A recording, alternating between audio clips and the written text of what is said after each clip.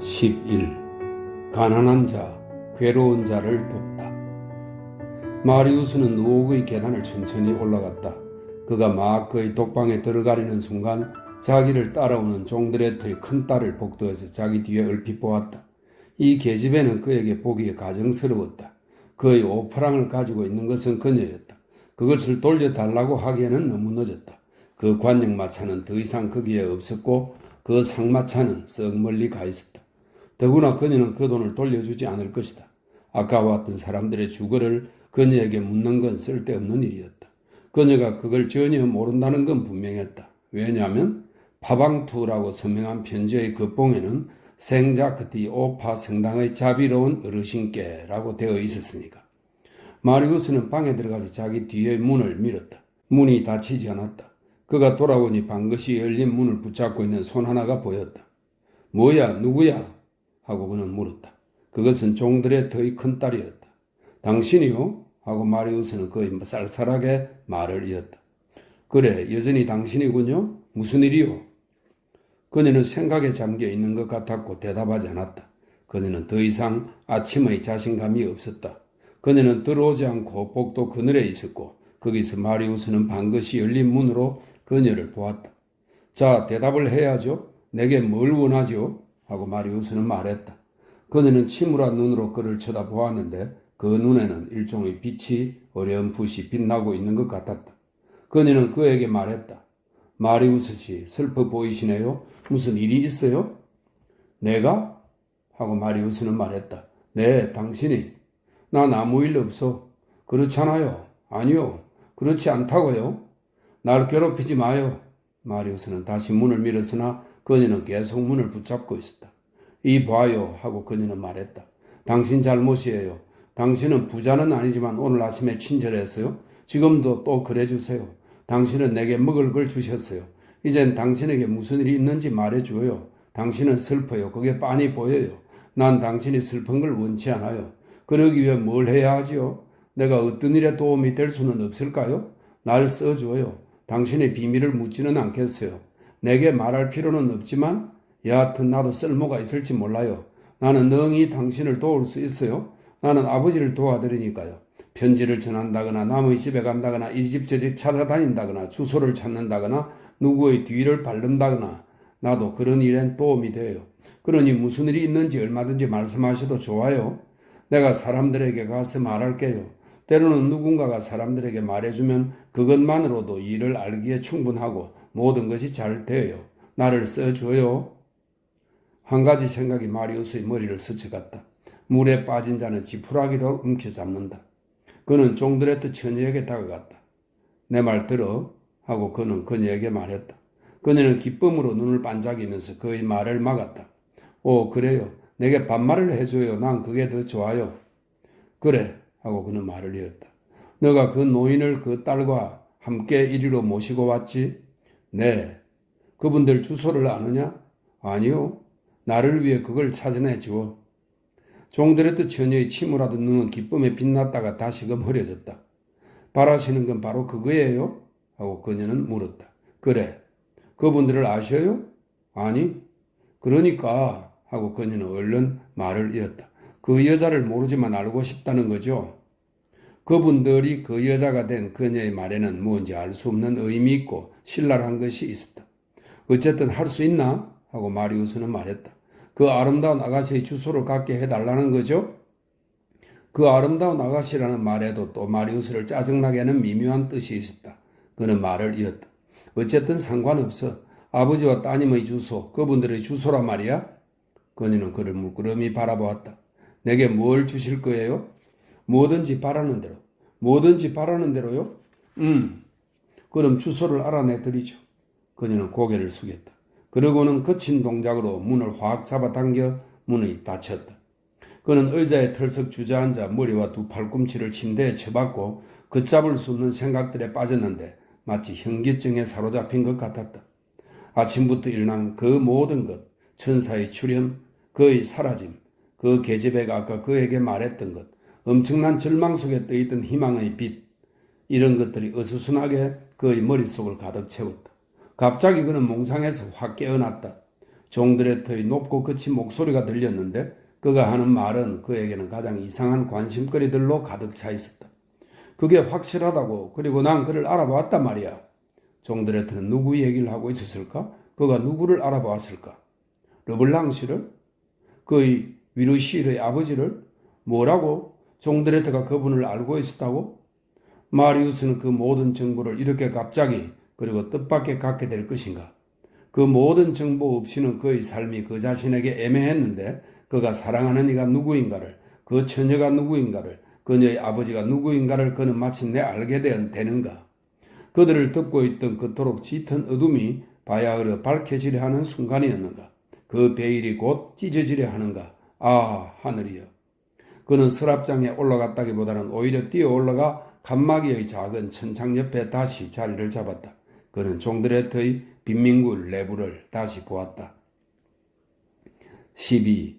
르블랑 씨가 준 5프랑의 용도. 집안의 외관에는 아무것도 달라진 것이 없었지만 아내와 딸들이 보퉁이 속의 것을 죄 꺼내놓고 스타킹과 털 캐미소를 입고 있는 것만이 달랐다. 두 장의 새 담요들은 두 침대 위에 던져져 있었다. 종드레트는 방금 들어온 게 분명했다. 밖에서 들어온 그는 아직도 숨이 가빴다. 그의 딸들은 벽난로 옆에 땅바닥에 앉아 있었는데 큰딸은 동생의 손에 붕대를 감아주고 있었다. 그의 아내는 벽난로 가까이 있는 초라한 침대에 들어누워서 놀란 얼굴을 하고 의기소침해 있는 것 같았다. 종드레트는 다락방에서 이리저리 성큼성큼 거닐고 있었다. 그는 이상한 눈을 하고 있었다. 아내는 남편 앞에서 겁을 먹고 어리둥절하고 있다가 용기를 내어 그에게 말했다. 뭐 정말이에요? 확실해요? 확실하다니까. 8년 전이야. 하지만 난 그를 알아봤다니까. 알아보고 말고 난 금방 알아봤어. 그런데 당신은 대번에 못 알아봤어? 예. 그렇지만 내가 말했지 주의하라고. 하지만 그 키에 그 얼굴 별로 더 늙지도 않았어. 세상에는 늙지 않는 사람들이 있는데 그들이 어떻게 하는지는 몰라도 목소리도 똑같고 옷은 더 잘 입고 있는데 그게 전부야. 아, 정체를 알 수 없는 늑다리야. 내가 너를 잡았다. 그 말이야. 그는 걷던 발을 멈추고 딸들에게 말했다. 나가라 너희들은. 당신이 그걸 대번에 못 알아본 건 이상하군.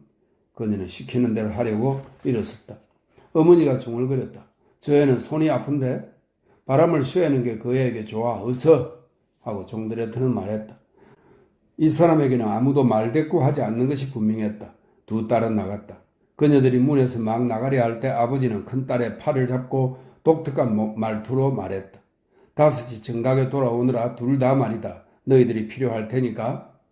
마리우스는 더욱더 주의를 기울였다.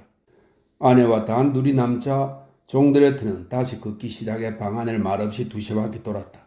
그런데 한참 동안 입고 있던 슈미저 자락을 바지의 허리띠 안으로 끼워 넣는데 몇 분을 보냈다. 갑자기 그는 여자 쪽으로 돌아서서 팔짱을 끼고 소리를 지렀다. 그런데 내가 한 가지 말해줄까? 그 아가씨는...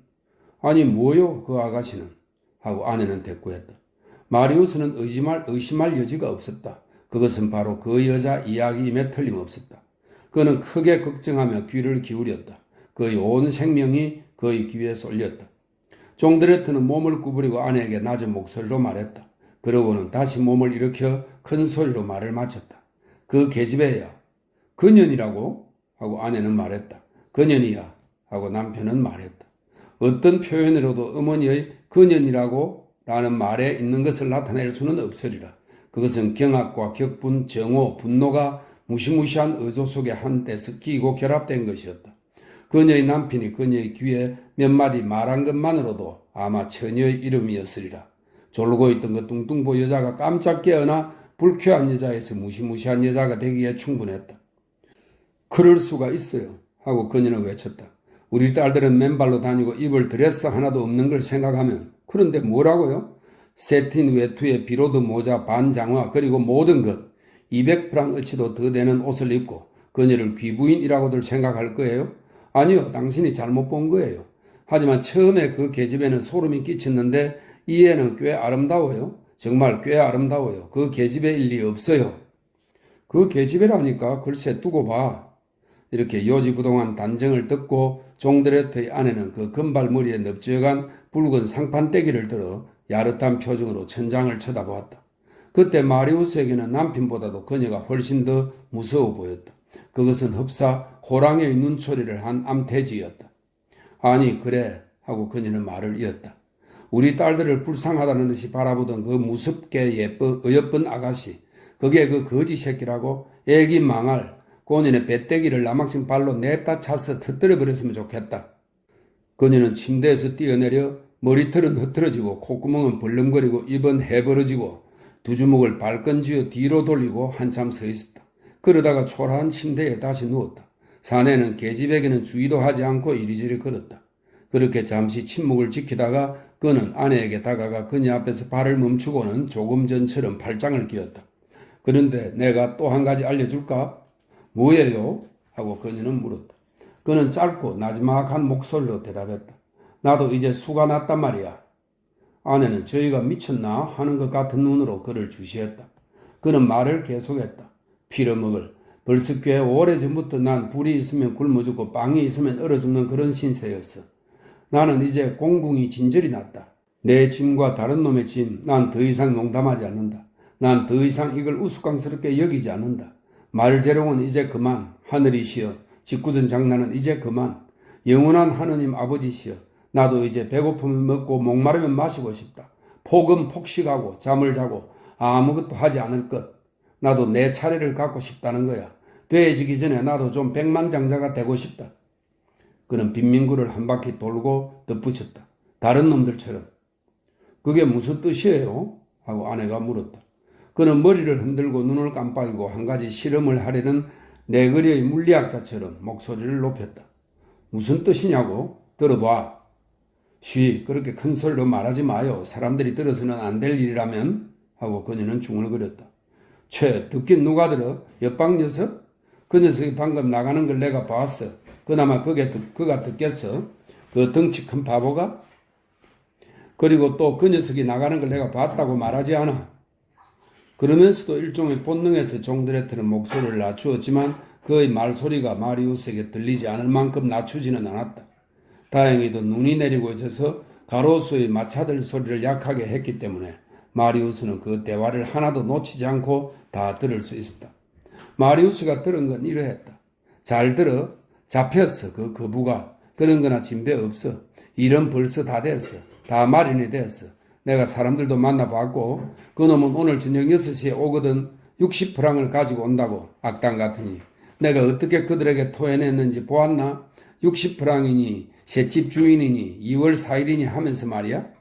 단지 1기분도 체납된 건 없거든. 이건 참 바보야. 그러니 녀석은 6시에 올 거야. 그건 옆방 녀석이 저녁을 먹으러 갈 시간이야. 베르공 할멈도 시내로 접시를 씻으러 갈 시간이고 집안에는 아무도 없어. 옆방 놈은 11시 전에는 결코 안 들어와. 딸년들이 망을 볼 거야. 당신도 우리를 거들어줘. 그놈은 순순히 말을 들을 거야. 그런데 만일 말을 안 듣는다면? 하고 아내는 물었다. 종드레트는 흉악한 몸짓을 하며 말했다. 우리는 그를 해치울 거야. 그러면서 그는 깔깔 웃었다. 그가 웃는 걸 보는 것은 마리우스로서는 처음이었다. 그 웃음은 싸늘하고도 부드러워 몸이 오싹해졌다. 종드레트는 벽난로 옆의 벽을 열고 헌 모자를 꺼내어 소매자락으로 먼지를 턴 뒤에 머리에 섰다. 지금 나간다 하고 그는 말했다. 아직도 만나볼 사람들이 있거든. 좋은 놈들이야. 일이 어떻게 돼갈지 보라고. 되도록 일찍 돌아올게. 이번 일은 참 근사하거든. 집 잘 지켜. 그리고 두 주먹을 바지의 두 호주머니에 넣고서 잠시 생각에 잠겨 있다가 외쳤다. 알겠어? 그 녀석이 나를 알아보지 못한 건 천만다행이야. 만약 그 녀석 쪽에서 나를 알아봤다면 다시 오지 않을 거야. 하마터면 놓칠 뻔했지. 내 수염이 나를 살렸어. 내 낭만적인 턱수염이. 귀엽고 깜찍한 내 낭만적인 턱수염이. 그리고 다시 웃기 시작했다. 그는 창가로 갔다. 여전히 눈이 내려 잿빛 하늘을 가리고 있었다. 날씨도 참 빌어먹겠네 하고 그는 말했다. 그러고는 프로코트에 기슬염이며 말했다. 이 외투는 너무 크다. 그는 덧붙였다. 그래도 그 늙은 악당이 이걸 내게 놓고 간 건 참 잘한 일이야. 이게 없었더라면 난 나가지 못했을 것이고 만사가 또 실패했을 텐데. 그렇지만 일들은 제대로 돼 간다. 그러면서 모자를 눈 위로 푹 눌러쓰고 나갔다. 그가 밖에서 겨우 몇 걸음 걸어갔을까 말까 했을 때 문이 다시 열리고 그 열린 사이로 그의 흉포하고 영특한 얼굴이 다시 나타났다. 깜빡 잊었는데 하고 그는 말했다. 화로에 숯불을 피워놔. 그리고 아내의 앞치마에 자선가가 그에게 놓고 간 5프랑짜리 동전을 던졌다. 풍로의 숯불을 하고 아내는 물었다. 그래, 몇 부하수나? 이 부하수는 약 13리터의 분량을 말합니다. 두어 분하수 넉넉히. 그러려면 30수는 들 거예요. 남는 돈으로는 저녁거리를 사겠어요? 그건 안 돼. 왜요? 그 5프랑짜리는 쓰지 마. 왜요? 내가 뭐 살 게 있으니까. 뭘요? 뭘 좀. 얼마가 필요한데요? 이 근처에 철물점이 어디 있지? 무프타르 거리요. 아, 그래. 길모퉁이 가게가 보이는군. 하지만 당신이 살 것을 왜 얼마나 필요할지 좀 말해달라고요. 50수, 아니 3프랑이면 돼. 저녁 식사값으로 많이 안 남겠는데요? 오늘은 먹는 건 문제가 아니야. 더 좋은 걸 할 일이 있어. 그럼 됐어요, 여보. 아내의 그 말이 떨어지자 종드레트는 다시 문을 닫았고 이번에는 그의 발소리가 누옥의 복도 속으로 멀어져 가고 계단을 빨리 내려가는 소리를 마리우스는 들었다. 이때 생 메다르 성당에서 한시의 종이 울렸다. 13. 비밀이 만나는 자는 악인이거니. 마리우스는 몽상가이기는 했지만 앞서 말한 바와 같이 천성이 꿋꿋하고 단호했다. 그가 홀로 명상하는 버릇은 그의 마음속에 동정심과 측은지심을 발전시킴으로써 아마 화를 내는 능력을 감소시켰을지 모르지만 붕괴하는 능력은 조금도 손상하지 않았다. 그는 바라본 교도의 호의와 법관의 흉음성을 가지고 있었다. 그는 두꺼비를 가엽게 여겼지만 독사는 밟아 죽였다. 그런데 그의 눈이 아까 들여다본 것은 독사들의 소굴이었다. 그의 눈 아래 있는 것은 괴물들의 굴이었다. 이런 악당들은 짓밟아 버리지 않으면 안 되겠다 하고 그는 말했다. 그가 풀리는 것을 보기 바라던 수수께끼들은 아직도 하나도 밝혀지지 않았다. 도리어 모든 수수께끼들은 아마도 오리무중으로 빠져버린 것 같았다. 릭상부르 공원의 그 아름다운 소녀에 관해서도 그가 르블랑 씨라고 부르는 사나이에 관해서도 종드레트가 그들을 안다는 것 외에 그는 아무것도 더 알지 못했다. 아까 들은 수상쩍은 이야기를 통해 그가 분명히 예감하는 것은 단 한 가지뿐이었다. 그것은 어떤 매복이, 은밀하고도 끔찍스러운 매복이 준비되고 있다는 것. 그들이 둘 다 아버지는 확실하지만 아마 딸까지도 큰 위험에 빠져 있다는 것. 그들을 구해내지 않으면 안 되겠다는 것. 종드레트 일당의 끔찍스러운 계략을 좌절시키고 그 거미줄을 부셔버리지 않으면 안 되겠다는 것뿐이었다. 그는 잠시 종드레트의 아내를 지켜보았다. 그녀는 한쪽 구석에서 낡은 양철 화덕을 꺼내놓고 나서 고철을 뒤졌다. 그는 되도록 가만가만 아무 소리도 내지 않도록 조심하면서 서랍장에서 내려왔다. 지금 꾸며지고 있는 일에 공포를 느끼고 종드레트 부부에게 정오를 느끼면서도 그는 자기가 사랑하는 이를 위해 어쩌면 도움이 돼 줄 수 있을지도 모르겠다는 생각에 일종의 기쁨을 느꼈다.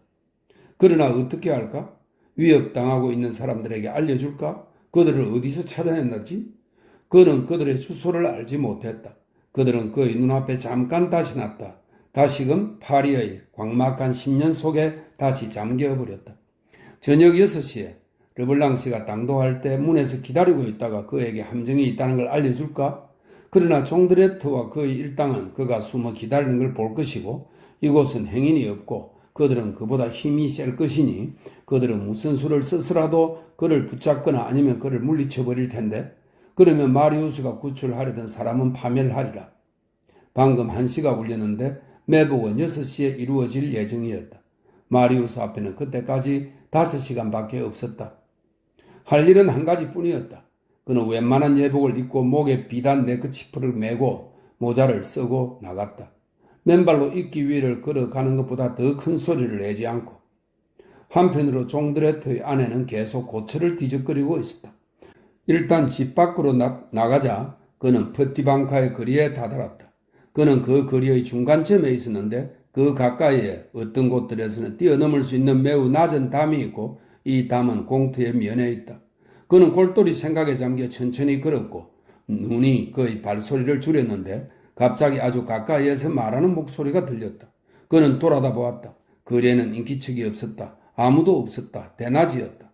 그럼에도 불구하고 목소리가 똑똑히 들려왔다. 그는 따라가고 있던 담 위로 넘어다 볼 생각이 들었다. 거기에는 정말 두 사나이가 담벼락에 등을 기대고 눈 속에 앉아서 나지막한 목소리로 이야기하고 있었다. 둘 다 그가 알지 못한 얼굴이었다. 하나는 작업복을 입은 수염난 사나이고 또 하나는 누더기를 걸친 더벅머리의 사나이였다. 털보는 그리스 빵모자를 쓰고 있었고 또 하나는 맨머리여서 머리털에 눈이 쌓여 있었다. 그들 위로 머리를 내밀고서 마리우스는 들을 수 있었다. 더벅머리는 상대방을 팔꿈치로 쿡쿡 찌르면서 말했다. 파트롱 미네트랑 함께라면 일은 실패할 수 없어. 그럴까? 하고 털보는 말했다. 더벅머리는 대꾸했다. 각각에게 500프랑짜리 지폐 한 장이면 될 거야. 그리고 최악의 경우가 오더라도 5년, 6년, 고작해야 10년이야. 상대방은 좀 머뭇거리며 그리스 모자 아래를 걸쩍거리면서 대답했다. 그건 실제의 문제다. 그런 꼴을 당할 수야 없지. 일이 실패할 수는 없다니까 그래. 하고 더벅머리는 말을 이었다. 암흑의 영감의 작은 마차에도 말을 매놓을 거야. 그런 뒤에 그들은 어제 개태 극장에서 본 멜로드라마 얘기를 하기 시작했다. 마리우스는 다시 길을 걷기 시작했다. 그렇게도 이상스럽게 담벼락 뒤에 숨어서 눈 속에 쪼그리고 앉아있는 그 사나이들의 수상쩍은 이야기는 아마 종드레트의 가정스러운 계획과 어떤 관계가 없지 않을 것 같이 마리우스에게는 생각되었다. 바로 그 일임에 틀림없었다. 그는 생마르스 문밖 쪽으로 가다가 대뜸 눈에 띈 한 가게에 들어가 경찰서가 어디냐고 물었다. 퐁투아제 거리 14번지라고 가르쳐 주었다. 마리우스는 거리로 갔다. 빵집 앞을 지나다가 저녁밥은 못 먹게 되리라 싶어서 이수어치의 빵을 사서 먹었다. 길을 가면서 그는 신의 섭리가 옳다고 인정했다. 그는 생각했다.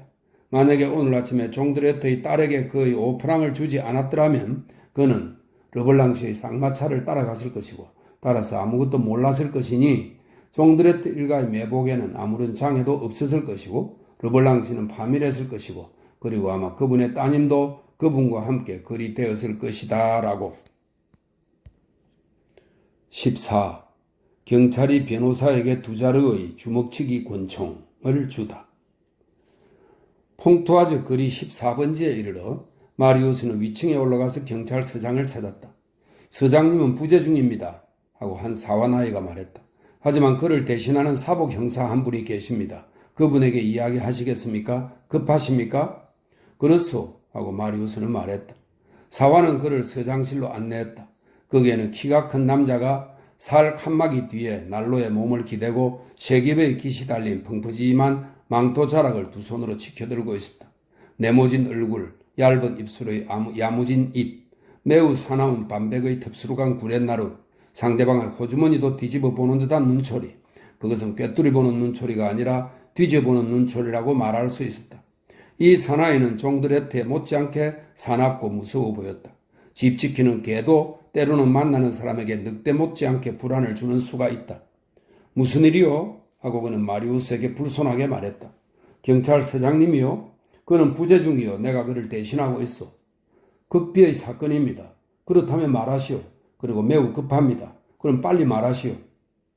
이 사나이는 침착하고도 퉁명스러워 사람을 두렵게 하면서도 동시에 안심시켰다. 그는 두려움과 신뢰감을 주었다. 마리우스는 그에게 이렇게 사건을 이야기했다. 자기는 얼굴밖에 모르는 사람인데 그가 바로 오늘 저녁 매복에 끌려들게 되었다. 자기는 마리우스 퐁메르시라는 변호사인데 자기가 살고 있는 옆방의 악당의 소굴이어서 칸막이를 통해 그 음모를 다 들었다. 함정을 생각해낸 악한은 종드레트라는 사나이다. 공범자들이 있는 것 같은데 아마 성문계의 불황배들, 특히 별명을 프랭타니에라고도 하고 비그르나유라고도 하는 팡쇼라는 자가 그렇다. 종드레트의 딸들이 망을 볼 것이다. 위협을 당하고 있는 사람은 그 이름조차도 알지 못하므로 그에게 알려줄 길이 전혀 없다. 그리고 마지막으로 이 모든 일은 저녁 6시에 로피탈 가로수길에서도 가장 호젓한 지점 50-52번지의 집에서 수행되기로 되어 있다. 그 번지수를 듣자 청년은 머리를 들고 쌀쌀하게 말했다. 그럼 복도 안쪽 방이죠? 바로 그렇소. 하고 마리우스는 말하고 덧붙였다. 그 집을 아십니까? 형사는 한참 잠자코 있다가 장화 뒤꿈치를 날로 아궁이에 쬐면서 대답했다. 그런 것 같군요. 그는 마리우스에게보다도 거의 넥타이에게 말하듯 입속으로 중얼거렸다. 거기엔 틀림없이 파트롱 미네트가 조금 관계되어 있을 거야. 그 말은 마리우스를 놀라게 했다. 파트론 미네트? 하고 그는 말했다. 나도 정말 그런 말 하는 걸 들었소. 그러면서 그는 퍼티방키에 그려있던 담벼락 뒤에서 더벅머리와 털보가 눈 속에서 얘기하고 있던 것을 형사에게 이야기했다. 형사는 중얼거렸다. 더벅머리는 브리종일 것이고 털보는 더미리아드, 별명 데밀리아르일 거요. 그는 또다시 눈을 내리뜨고 생각에 잠겼다. 그 암흑의 영감이라는 자도 좀 짐작이 가오. 아, 이런 내 망토를 태워버렸네. 이놈의 난로에는 항상 불을 너무 많이 피워놓거든. 50-52번질이었다. 옛날에 고르보의 가옥이야. 그러고는 마리우스를 바라보았다. 당신이 본 건 그 털보와 더벅머리 뿐이요? 팡쇼도 보았어. 어린 멋쟁이 같은 녀석 하나가 그 근처를 얼쩡거리고 있는 거 못 보았어? 아니요. 식물원의 코끼리를 닮은 키 큰 뚱뚱보도? 아니요. 옛날에 어릿광대 같은 꼴을 한 악당도? 아니요. 네 번째 놈으로 말하자면 아무도 녀석을 보지 못해. 그의 부하나 부리는 놈들조차도 그래. 당신이 그 녀석을 보지 못한 건 별로 놀라운 일이 아니요. 못 봤어요. 그 인간들은 다 어떤 놈들입니까? 하고 마리우스는 물었다. 형사는 대답했다. 하기야, 그 놈들이 나올 때는 아니지. 그는 다시 침묵을 지키다가 말을 이었다. 50-52번질이었다. 나는 그 허술한 집을 알고 있어. 배우들이 알아차리지 않게 우리가 그 안에서 숨어 있을 수는 없어. 그러면 연극이 취소되고 별일 없이 끝날 테니까. 놈들은 어찌나 겸손한지. 관객은 놈들을 거북하게 한단 말이야. 그래서는 안 되지. 그래서는 안 돼. 난 놈들이 노래하는 걸 듣고 싶고 놈들을 춤추게 하고 싶어. 이렇게 혼자 중얼거리고 나서 그는 마리우스 쪽으로 몸을 돌이켜 그를 뚫어지게 바라보면서 물었다. 당신은 무서워할까요? 무엇을? 하고 마리우스는 말했다. 그 사람들을. 당신보다 더 무서워하지는 않을 거요. 하고 마리우스는 퉁명스럽게 대꾸했는데 그는 이 경찰의 정보원이 아직도 자기에게 공소나 말투를 쓰지 않았다는데 주목하기 시작했다. 형사는 마리우스를 한층 더 뚫어지게 보고 점잖고도 엄숙하게 말을 이었다. 당신은 지금 용감한 사람처럼 그리고 정직한 사람처럼 말하는구려? 용기는 범죄를 두려워하지 않고 정직은 권위를 두려워하지 않소. 마리우스는 그를 중단시켰다. 좋아요. 하지만 어떡할 작정이요? 형사는 그에게 이렇게만 대답했다. 그 집의 세입자들은 밤에 자기 집에 돌아가기 위해 걸쇠를 갖고 있어. 당신도 틀림없이 하나 갖고 있겠죠? 네. 하고 마리우스는 말했다. 그걸 지금 몸에 지니고 있어? 네. 그걸 내게 주시오. 하고 형사는 말했다. 마리우스는 조끼 속에서 열쇠를 꺼내어 형사에게 건네고 덧붙였다. 내 말을 믿는다면 많은 인원을 데리고 오시오. 형사는 마리우스를 헐깃 보았는데 볼테르가 만약 시골의 아카데미 회원에게서 하나의 운을 제안받았다면 그런 눈으로 보았을 것이다. 그는 거대한 그의 두 손을 망토의 엄청 큰 두 호주머니 속에 단 한 번의 동작으로 푹 쑤셔 넣더니 그 주먹치기 권총이라고 부르는 두 자루의 작은 강철 권총을 꺼냈다. 그는 그것을 마리우스에게 주면서 준엄하고 짧은 어조로 말했다. 이걸 가져요. 당신 집에 돌아가요. 당신 방에 숨어 있어요. 당신이 외출했다고 사람들이 믿게 해요. 이것들은 탄환이 재어져 있어. 각각 2개의 탄환이. 잘 지켜봐요. 벽에 구멍 하나가 있다고 내게 말했죠. 그 사람들이 오겠지. 그들을 조금 내버려 두어요. 알맞은 때라고 판단하면, 일을 중단시킬 때라고 판단하면 피스톨을 한 방 쏘아요. 너무 빨라서는 안 돼요. 그 밖의 일은 내가 할 일이요. 한 방 쏘는 건 공중에든 천장에든 어디든지 상관없어. 무엇보다도 너무 빠르지만 않도록. 실행이 시작되기를 기다려요. 당신은 변호사니까 그게 뭔지 알겠죠? 마리우스는 두 자리의 권총을 받아 예복의 옆 호주머니에 넣었다. 그렇게 불룩하면 그게 보일 거요. 하고 형사는 말했다. 차라리 바지 양쪽 호주머니에 넣어요. 마리우스는 권총을 바지 호주머니에 감추었다. 이제 누구에게나 더 이상 1분도 낭비할 시간이 없어요. 하고 형사는 계속했다. 지금 몇 시죠? 2시 반이라. 그건 7시랬죠? 6시입니다. 하고 마리우스는 말했다.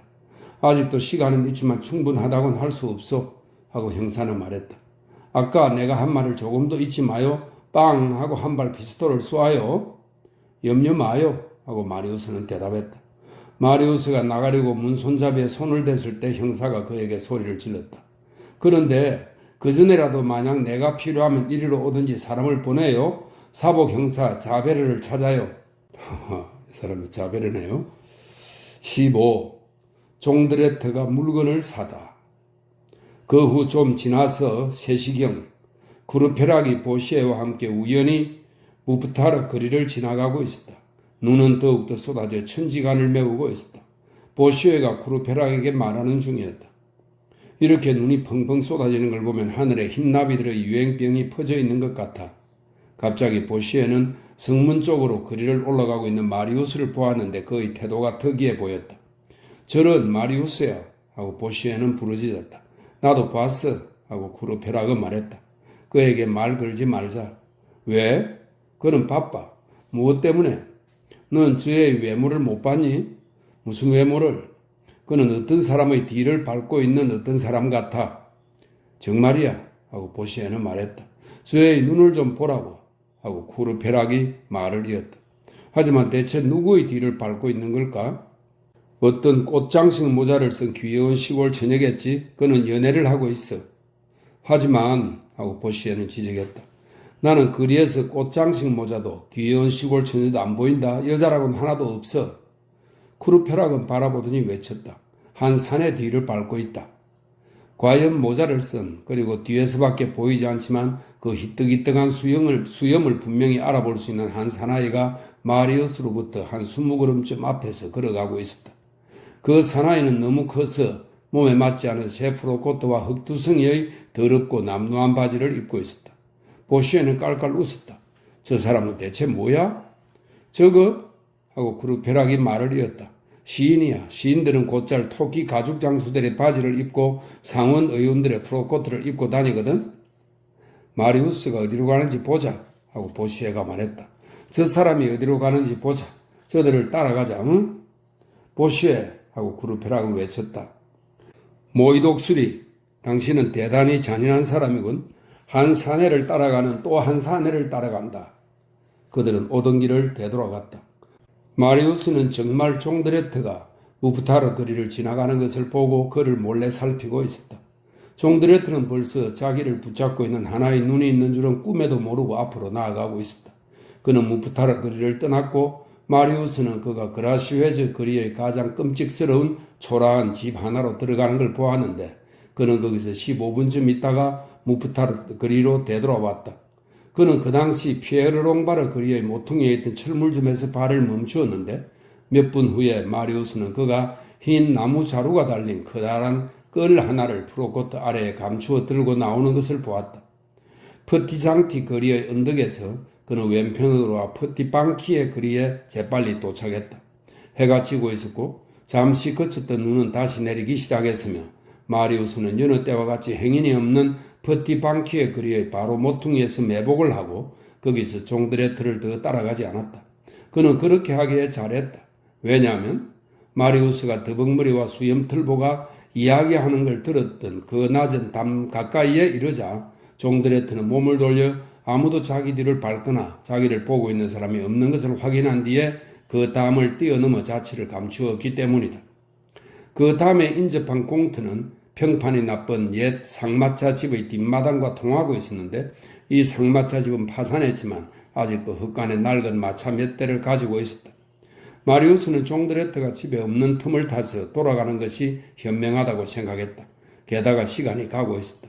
비르공 할멈은 저녁마다 시내에 접시를 씻으러 가기 위해 문을 닫는 습관에 있어서 해질 무렵에는 언제나 문이 닫혀 있었다. 마리우스는 형사에게 열쇠를 주었다. 그러므로 그가 서두르는 것이 중요했다.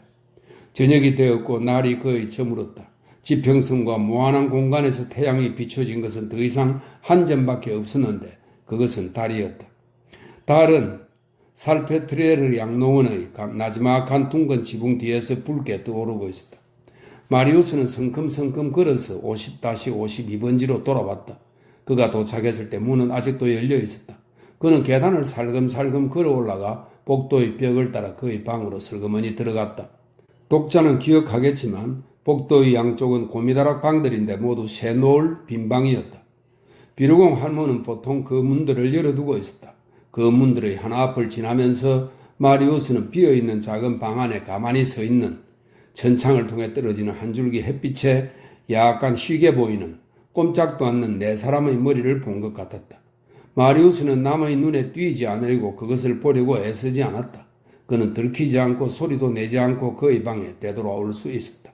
꼭 알맞은 때였다. 잠시 후에 그는 비루공 할머니 집을 나가면서 문을 닫는 소리를 들었다.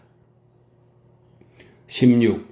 1832년에 유행한 영국식 곡조의 노래. 마리우스는 침대에 앉았다. 5시 반은 됐으리라. 일이 일어나기까지 반 시간밖에 남지 않았다. 마치 어둠 속에서 시계의 똑딱거리는 소리를 듣는 것처럼 그는 자기의 맥이 뛰는 소리를 듣고 있었다. 그는 이때 어둠 속에서 일어나고 있는 두 개의 진행, 한쪽에서 전진하고 있는 죄악과 또 한쪽에서 오고 있는 심판을 생각하고 있었다. 그는 무서워하지 않았으나 바야흐로 일어나려는 일들을 어떤 전율 없이 생각할 수는 없었다. 갑자기 뜻밖의 사건을 당하는 사람이면 누구나 다 그러하듯이 그는 이날 하루가 꼭 꿈만 같았고 자기가 조금도 어떤 악몽에 사로잡혀 있는 것이 아니라고 생각하기 위해서는 바지 호주머니 속에서 두 자루의 강철 피스톨의 차가움을 느껴볼 필요가 있었다. 눈은 더 이상 오지 않았고 달은 더욱더 밝아지고 안개에서 벗어나 달빛이 떨어진 눈의 흰 반사광 때문에 방이 으스름하게 보였다. 종드레트의 빈민굴에는 불빛이 있었다. 마리우스는 칸막이의 구멍이 핏빛으로 보이는 붉은 빛으로 빛나는 것을 보고 있었다. 그 빛은 촛불로 빚어질 수는 없는 것이었다. 그런데 종드레트네 방에서는 아무런 변동이 없었고 아무도 움직이지 않았고 아무도 말하지 않았고 숨소리 하나 없었고 침묵이 냉랭하고 깊었으며 그 불빛이 없었다면 자기가 무덤 옆에 있는가 싶었을 것이다. 마리우스는 가만히 장화를 벗어서 침대 아래로 밀어넣었다. 몇 분이 흘렀다. 마리우스는 아래층 문 돌쩌기가 돌아가는 소리를 들었고 무겁고 빠른 발걸음이 계단을 올라와 복도를 지나가더니 그 빈민굴의 문빗장이 소리를 내며 벗겨졌다. 종드레트가 돌아온 것이다.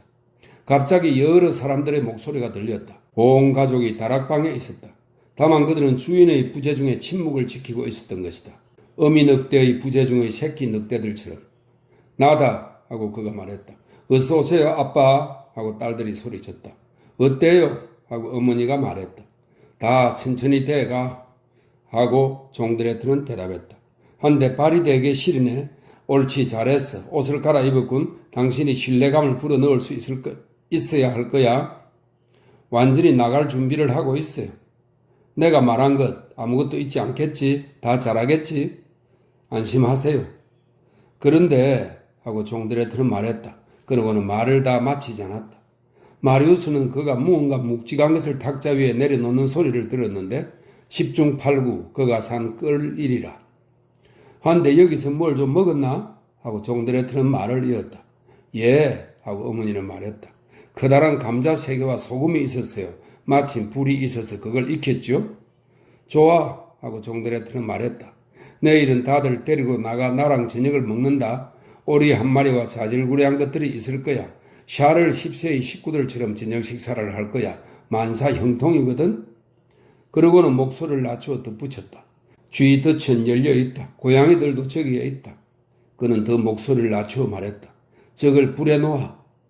마리우스는 부젓가락인지 무슨 쇠의 연장이 숯에 부딪히는 소리를 들었고 종드레트는 계속 말했다. 소리 안 나게 문 돌쩌기에 기름을 발라 놓았나? 예 하고 어머니는 대답했다. 몇 시야? 곧 6시예요. 생메다르에서 방금 반을 쳤어요. 저런 하고 종드레트는 말했다. 계집애들은 가서 망을 봐야겠다. 오늘아 너희들은 여기서 들으라. 속삭이는 소리가 났다. 종드레트의 목소리가 또 올라갔다. 비루공 할멈은 떠났나? 예 하고 어머니는 말했다. 옆방에 아무도 없는 건 확실한가? 그는 온종일 돌아오지 않았어요. 그리고 당신도 잘 아시다시피 지금은 거의 저녁 식사 시간이에요. 확실하겠지? 확실해요. 하여튼 하고 종드레트는 말을 이었다. 내가 방에 있는지 없는지 그 녀석 방에 가서 보는 건 나쁠 것 없다. 내 따라 촛불을 들고 가보아라. 마리우스는 납작 엎드려서 가만가만 침대 아래로 기어들어갔다. 거기서 웅크리고 있자마자 문틈으로 불빛이 보였다. 아빠! 하고 하나의 목소리가 외쳤다. 나갔어요. 그는 큰딸의 목소리를 알아보았다. 너 들어갔니? 하고 아버지는 물었다. 아니요 하고 딸은 대답했다. 하지만 열쇠가 문에 있으니까 나갔어요. 아버지는 외쳤다. 그래도 들어가 보거라. 문이 열리고 마리우스는 종드레트의 큰딸이 촛불을 손에 들고 들어오는 걸 보았다. 그녀는 아침과 같았으나 다만 그 불빛에 한층 더 끔찍스러웠다. 그녀는 곧장 침대로 걸어왔고 마리우스는 형언할 수 없는 걱정의 순간을 겪었다. 침대 가까이 거울 하나가 벽에 걸려 있었는데 그녀가 간 것은 거기였다. 그녀는 발돋움하여 거울을 들여다보았다. 옆방에서는 뒤척거리는 고철 소리가 들렸다. 그녀는 손바닥으로 머리를 쓰다듬고 거울을 향해 미소를 지어보면서 음산하고 목신 소리로 콧노래를 불렀다. 우리의 사랑은 고작 한 주간 계속되었네. 정말 행복의 순간은 짧기도 하여라. 여들의 열애가 그렇게도 고뇌였네. 사랑의 시간은 변함없이 계속돼야 할 것을, 변함없이 계속돼야 할 것을, 변함없이 계속돼야 할 것을. 그러는 동안 마리우스는 떨고 있었다. 자기의 숨소리가 그녀에게 들리지 않는 것은 불가능할 것 같았다. 그녀는 창 쪽으로 가서 밖을 내다보면서 절반은 미친 것 같은 태도로 소리 높이 말했다.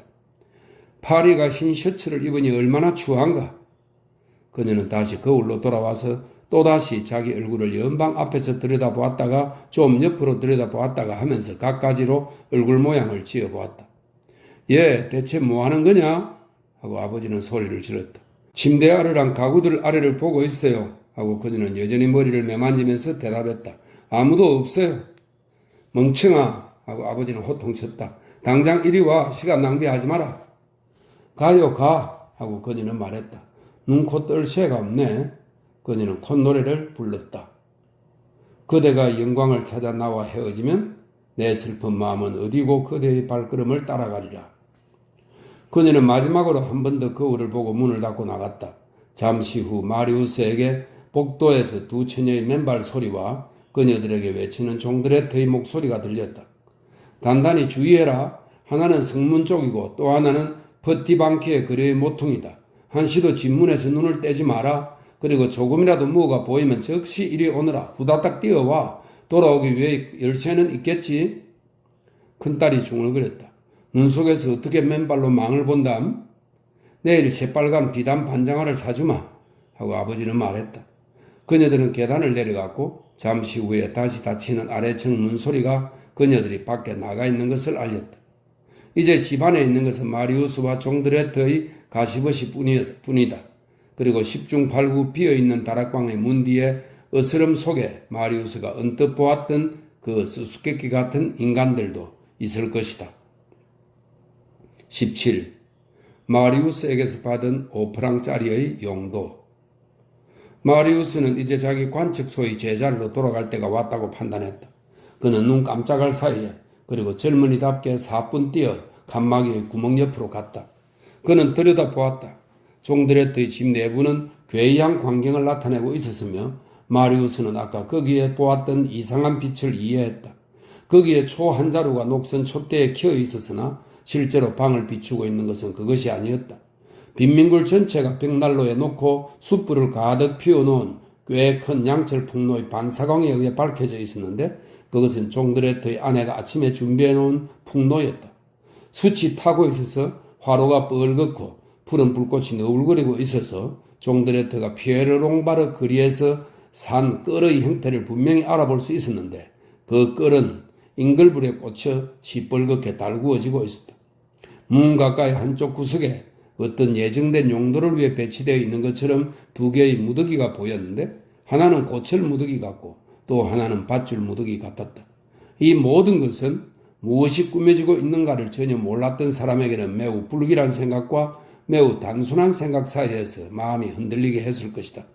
이렇게 불빛이 환한 다락방은 지옥의 아가리보다도 오히려 대장간을 닮았으나 그 불빛에 비친 종드레트는 대장간이라기보다는 오히려 악마와 흡사했다.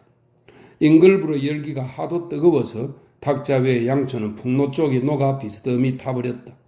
디오게네스가 카르투슈가 되었다면 잘 어울리는 낡은 구리 감등 하나가 벽난로 위에 놓여 있었다. 풍로는 거의 다 꺼진 깐부기 불 옆에 벽난로 아궁이에 놓여 있었기 때문에 그 숯불의 연기를 벽난로의 굴뚝 속으로 보내고 있어 냄새를 풍기지 않았다. 달빛이 내장의 창률로 들어와 꼬미다락방에 흰빛을 던지고 있었는데 행동의 순간에조차 몽상가인 마리우스의 시적 정신에 그것은 지상의 추한 꿈에 섞인 하늘의 한 생각 같았다. 바깥바람에 깨진 유리창으로 흘러들어와 숯불 냄새를 흩뜨리고 풍노를 숨기는 것을 도왔다. 종드레트의 소굴은 고르브 누옥에 관해 앞서 말한 것을 기억한다면 은밀한 폭행의 무대가 되고 범죄의 은닉처가 되기에는 참으로 안성맞춤이었다. 그것은 파리에서 가장 호젓한 가로수 길의 가장 외딴 집의 가장 궁벽진 방이었다. 만약에 매복이 존재하지 않았다면 사람들은 그것을 여기서 발명했으리라.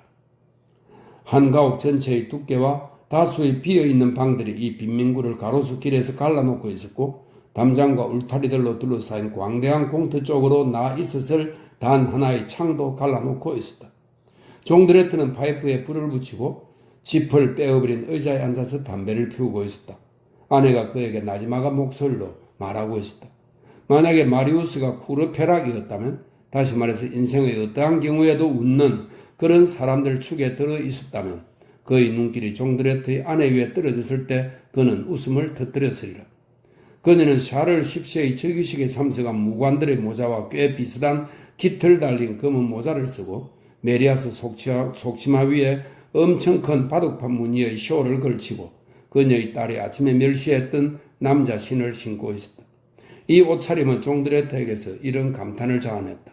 옳지, 옷을 갈아입었군, 잘했어. 신뢰감을 줄 수 있어야 하거든. 종드레트로 말하자면 르블랑 씨가 준 너무 큰 새 외투를 벗지 않고 있었고 그의 복장은 쿠르페락의 눈에 시인의 이상이 되고 있는 그 프로코트와 바지의 대조를 계속 나타내고 있었다. 갑자기 종드레트가 목소리를 높였다. 그런데 난 이런 생각을 한다. 날씨가 이러니 그는 상마차로 올 거야. 초롱에 불을 켜들고 내려가서 아래층 문 뒤에 서 있어. 마차 서는 소리가 들리면 당신은 얼른 열어주고 그는 올라오고 당신은 계단과 복도에서 그에게 불을 비춰주고 그가 여기로 들어오는 사이에 당신은 재빨리 다시 내려가 마부에게 돈을 치르고 상마차를 돌려보내라고. 한데 돈은? 하고 아내는 물었다. 종드레트는 바지 호주머니를 뒤져 그녀에게 오프랑을 건넸다. 이게 뭐예요? 하고 그녀는 외쳤다. 종드레트는 의젓하게 대답했다. 그건 오늘 아침에 옆방 사람이 준 돈이야. 그리고 그는 덧붙였다. 알겠어? 여기에 의자가 둘 있어야겠는데. 왜요? 앉기 위해서지. 마리우스는 종드레트의 아내가 이렇게 태연히 대답하는 소리를 듣고 등골이 오싹해지는 것을 느꼈다. 그럼 옆방 사람 것을 가져오겠어. 그리고 재빠른 동작으로 빈민굴의 문을 열고 복도로 나왔다. 마리우스는 사실상 서랍장에서 내려 침대까지 가서 거기에 숨을 겨를이 없었다. 촛불을 들고 가! 하고 종드레트가 외쳤다. 싫어요! 하고 그녀는 말했다. 그건 방해가 될걸요? 의자 2개를 들고 와야 하니까. 그리고 달빛도 밝고. 마리우스는 종드레트 아줌마의 묵직한 손이 어둠 속에서 열쇠를 더듬어 찾는 소리를 들었다. 문이 열렸다. 마리우스는 놀라고 어리둥절하여 그 자리에 꼼짝도 못하고 있었다. 종드레트의 아내가 들어왔다. 고미다락방의 천창에서 한 줄기 달빛이 스며들어 방 안의 어둠을 커다란 2부분으로 갈라놓고 있었다. 그중 한쪽 부분이 마리우스가 기대고 있는 벽을 온통 덮고 있었으므로 그는 거기서 몸을 감추고 있었다. 종드레트 아줌마는 쳐다보았으나 마리우스를 보지 못하고 마리우스의 둘밖에 없는 의자를 둘 다 가지고 나가면서 뒤로 찰카닥 문을 닫아 붙였다. 그녀는 빈민굴로 돌아갔다. 여기 의자 2 가져왔어요. 그리고 저기 초롱이 있어 하고 남편은 말했다. 잽싸게 내려가. 그녀는 황급히 복종하자 종드레트 혼자 남았다. 그는 그 2개의 의자를 탁자 양쪽에 배치해놓고 인글 속에 끌을 돌려놓고 벽난로 앞에 흠 병풍을 세워서 분노를 가리고 그런 뒤에 밧줄 더미가 있는 구석으로 가서 거기의 무엇인가를 살펴보듯 몸을 구부렸다. 마리우스는 그때야 비로소 뭔지 몰랐던 하나의 무더기가 나무 가로장들이 붙어있는 썩 잘 만들어진 하나의 밧줄 사닥다리와 그것을 걸기 위한 2개의 쇠 갈고리임을 알아보았다. 그 밧줄 사다리와 문 뒤에 쌓여있는 고철더미에 섞여있는 몇 개의 큰 연장들, 진짜 쇠 곤봉들은 그날 아침에는 종드레트의 빈민굴에 전혀 없었던 것인데 분명히 오후에 마리우스의 부재 중에 갖다 놓았던 것이다. 저건 날붙이 장수의 연장들이겠지? 하고 마리우스는 생각했다. 만약에 마리우스가 이런 종류의 좀 더 지식이 있었다면 그가 날붙이 장소의 기구들이라고 생각하는 것 속에서 몇 가지 도구들을 알아보았을 것이다. 그것은 자물쇠를 부수어 열거나 문을 곁새질하여 열 수 있는 연장들과 그 밖에 끊고 벨 수 있는 연장들인데 이 두 부류의 흉악한 연장들을 도둑놈들은 막동이와 절단기라고 불렀다. 두 개의 의자가 놓인 탁자와 벽난로는 바로 마리우스의 맞은 바라기에 있었다. 북로가 가려져 있어 방은 이제 촛불로만 비춰져 탁자나 벽난로 위에 있는 극히 작은 파편도 큰 그림자를 던지고 있었다. 주둥이가 깨진 물병 하나가 한쪽 벽을 절반이나 가리고 있었다. 이 방 안에는 뭔지 알 수 없는 모골이 송연해지는 고요함이 있었다. 거기서 무언가 무시무시한 일이 일어날 것만 같았다. 종드레트는 아주 골똘히 무슨 생각에 잠겨있는 모양이어서 파이프에 불이 꺼지게 그냥 두었는데 이는 무언가에 몰두하고 있었다는 중대한 표시였다. 그는 잠시 뒤 다시 자리에 와서 앉았다. 그의 얼굴에 표독하고 교활한 앉는 각이 촛불빛에 두드러지게 눈에 띄었다. 그는 마치 불길한 내심의 독백의 마지막 조언에 대답하듯이 눈썹을 찌푸렸다. 오른손을 갑자기 접었다 펴었다 하고 있었다. 그렇게 속으로 자답하다가 탁자 서랍을 확 잡아당겨 그 속에 감춰져 있던 기다란 부엌칼을 꺼내어 손톱 위에서 칼날을 시험해 보았다. 그렇게 하고 나서 식칼을 다시 서랍 속에 넣고 서랍을 닫았다. 한편 마리우스는 바지 오른쪽 호주머니에 있는 피스톨을 잡아 꺼내 장전했다. 권총은 장전되면서 맑고 둔탁한 작은 소리를 냈다. 종드레트는 바르르 떨면서 의자에서 절반쯤 일어났다. 누구야? 하고 그는 외쳤다. 마리우스는 숨을 죽였다. 종드레트는 잠깐 귀를 기울였다가 웃기 시작하면서 말했다. 이런 바보가 칸막이가 삐걱거리는 소리야? 마리우스는 권총을 손에 쥐었다. 18. 마리우스의 두 의자가 마주대하다. 갑자기 멀리서 음울하게 울리는 종소리가 유리창을 흔들었다. 생메다르 성당에서 6시를 치고 있었다. 종드레트는 종소리 하나하나를 머리를 끄덕거리며 세웠다. 6번째 소리가 울리자 손가락으로 양초의 심지를 끊었다. 그런 뒤에 방안을 걷기 시작하고 복도에 귀를 기울이고 걷고 또 귀를 기울였다. 그자가 오기만 하면 하고 그는 중얼거렸다. 그런 뒤에 의자로 돌아갔다. 그가 의자에 앉자마자 문이 열렸다. 종드레트 아줌마가 문을 열고 몹시 찌푸린 싹싹한 얼굴을 하고 복도에 서 있었는데 감등의 구멍 하나에서 새어나오는 불빛이 그 얼굴을 아래서 비추고 있었다. 들어가십시오 어르신 하고 그녀는 말했다. 들어오십시오 은인 어르신 하고 종드레트는 후닥닥 일어나며 말했다. 르블랑 씨가 나타났다. 그는 침착한 태도를 하고 있었는데 그것이 그를 유난히 존경스러워 보이게 했다. 그는 탁자에 네니퍼의 루이 금화를 내놓았다. 1루이가 20프랑, 그러니까 80프랑을 내놓았네요. 파방투시 하고 그는 말했다. 이것은 방세와 우선 급한 데 쓰시고 그 다음엔 두고 봅시다. 이 돈은 하나님이 갚아주시리라 너그러우신 은인 어르신 하고 종드레트는 말했다. 그리고 아내에게 다가가서 말했다. 상마차를 돌려보내. 그녀는 남편이 르블랑스에게 마구 인사말을 늘어놓고 의자를 권하는 사이에 살짝 빠져나갔다. 잠시 후에 돌아와서 그의 귀에 소곤거렸다. 끝났어요. 아침부터 끊임없이 내린 눈이 하도 많이 쌓여서 상마차 오는 소리가 조금도 들리지 않았고 떠나는 소리도 들리지 않았다. 그러는 동안 르블랭 씨는 앉았다. 종드레트는 르블랭 씨 맞은편 다른 의자를 차지했다. 이제 바야흐로 일어나려는 장면을 대강 알기 위해 독자는 다음과 같은 것을 머릿속에 상상하기 바란다.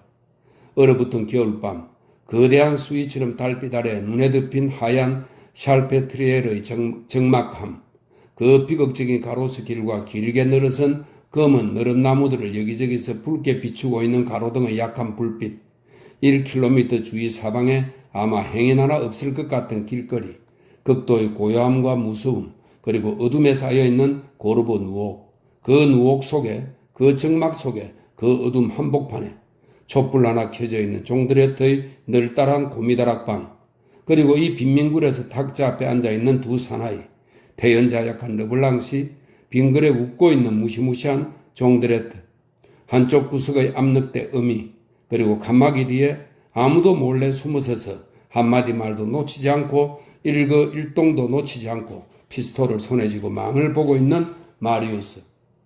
그런데 마리우스는 혐오감만 느낄 뿐 조금도 겁을 먹고 있진 않았다.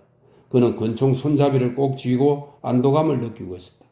내가 원하면 나는 저 악당을 체포할 것이다 하고 그는 생각했다. 거기 어딘가에 잠복하고 있는 경찰이 약속된 신호를 기다리며 완전히 팔을 뻗칠 준비를 하고 있는 것을 그는 느끼고 있었다. 그는 종드레트와 르블랑시의 이 격렬한 만남에서 자기에게 아는 것이 이루어온 모든 것에서 어떤 빛이 떠오르기를 바라고 있었다. 19. 어두운 안쪽에 신경을 쓰다.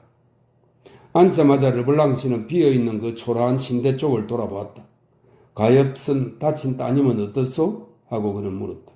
나빠요. 하고 종드레트는 몹시 슬퍼하고 감사하는 듯한 미소를 지으면서 대답했다. 매우 나빠요. 존경하는 어르신.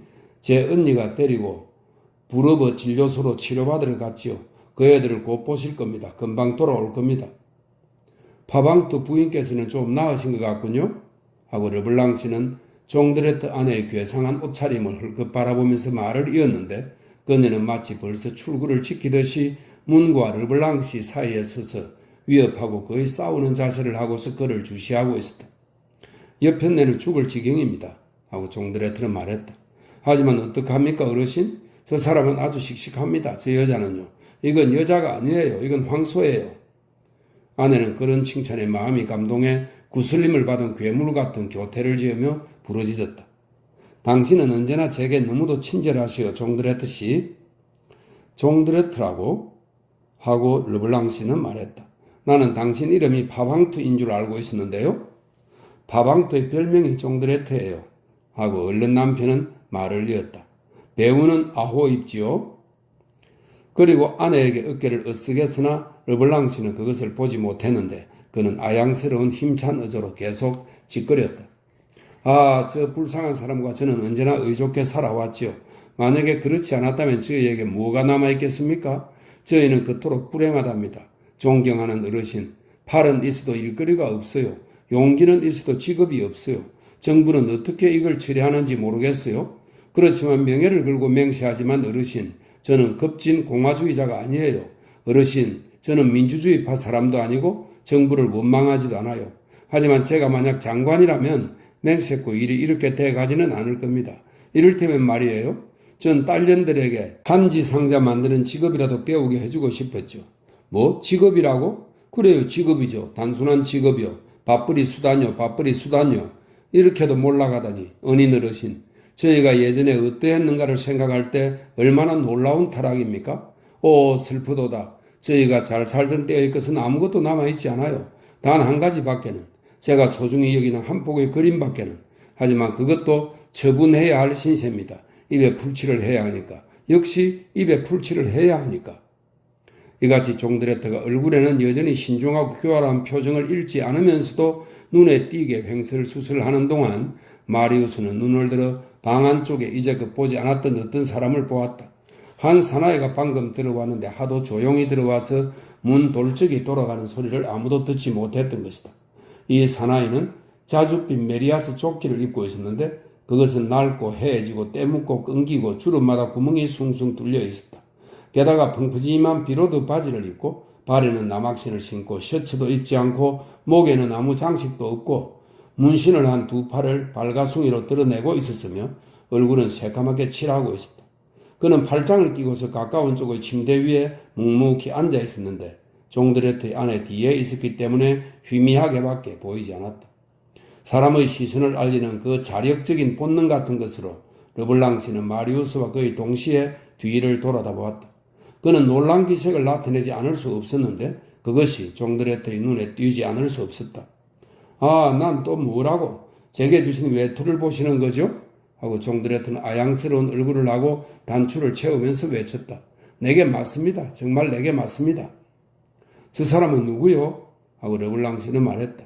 저놈이요? 하고 종드레트는 말했다. 이웃 사람입니다. 개의치 마십시오. 그 이웃 사람은 괴상한 모습을 하고 있었다.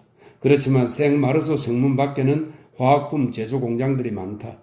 많은 공장 직공들이 새카만 얼굴을 하고 있을 수 있다. 르블랑 씨는 순진하고도 담대한 신뢰감을 풍기고 있었다. 그는 말을 이었다. 미안하오만 내게 뭐라고 하셨더라 파방투시?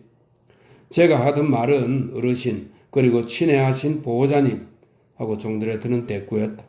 탁자에 팔꿈치를 짚고 왕뱀의 눈과 꽤 닮은 부드러운 눈으로 르블랑시를 응시하면서 제가 하던 말은 제가 팔 그림을 한 폭 갖고 있다는 거였습니다. 문에서 경미한 소리가 났다. 두 번째 사나이가 들어와서 종드레트의 아내들이 침대에 앉았다. 그 역시 첫 번째 사나이처럼 맨팔이었고 잉크인지 수치인지 얼굴에 칠하고 있었다. 그 사나이도 문자 그대로 살그머니 방에 들어왔지만 르블랑시의 눈에 띄지 않을 수 없었다. 조금도 괴념하실 것 없습니다 하고 종드레트는 말했다. 이 집에 사는 사람들입니다. 제가 하던 말은 제게 그림 한 폭이 귀중한 그림 한 폭이 남아 있었다는 거예요. 자 보세요 어르신. 그는 일어나서 벽으로 갔는데 그 벽 아래에는 앞서 말한 늘반지가 놓여 있었다. 그는 그것을 돌려 역시 벽에 기대어 놓았다. 그것은 정말 뭔지 그림 비슷한 것인데 촛불빛에 간신히 비쳐 보였다. 마리우스는 종드레트가 그 그림과 자기 사이에 서 있었으므로 아무것도 분명히 알아볼 수 없었다. 다만 언뜻 보기에 조잡하고 서툰 그림 같았는데 그 주요 인물 같은 것에는 순회 극단의 간판 그림이나 병풍 그림에서 보는 것 같은 칙칙한 빛깔이 칠해져 있었다. 그게 뭐요? 하고 르블랑시는 물었다. 종드레트는 탄성을 질렀다. 대가의 그림입니다. 굉장한 값이 나가는 그림입니다. 은인 어르신, 저는 제 두 딸년을 소중히 여기듯이 이걸 소중히 여기고 있지요. 이건 저에게 추억을 떠올려 주거든요. 하지만 아까 말씀드렸듯이 저는 제가 한 말을 취소하지 않을 겁니다. 저는 몹시 불행하기 때문에 이걸 처분할 겁니다. 우연이었는지 그가 좀 걱정이 되기 시작했는지 르블랑시는 그 그림을 살펴보면서도 방 안쪽으로 다시 시선을 던졌다. 거기에는 이제 네 사나이가 있었다. 셋은 침대에 앉아있고 하나는 문틀 옆에 서 있었는데 네 사람이 모두 맨팔이고 꿈쩍도 않고 있었으며 얼굴은 새까맣게 칠해놓고 있었다. 침대에 앉아있는 세 사람 중 하나는 벽에 기대어 눈을 감고 있었는데 마치 자고 있는 것 같았다. 이 사람은 늙은이였다. 그 새카만 얼굴에 하얀 머리는 끔찍했다. 다른 두 사나이는 젊어 보였다. 하나는 털보고 또 하나는 더벅머리였다. 아무도 신을 신지 않고 있었다. 실내화가 없는 자들은 맨발이었다. 종드레트는 르블랑시의 눈이 그 사람들에게서 떨어지지 않고 있는데 주목했다. 친구들입니다. 저놈들은 이웃에 있지요. 하고 그는 말했다. 얼굴이 더러운 건 저놈들이 석탄 속에서 일하기 때문이죠. 난로공들이죠. 신경 쓰지 마세요. 은인 어르신. 그건 그렇고 제 그림을 사주세요. 이 불쌍한 놈을 동정해 주세요. 비싸게 팔지는 않겠습니다. 이걸 얼마로 평가하십니까?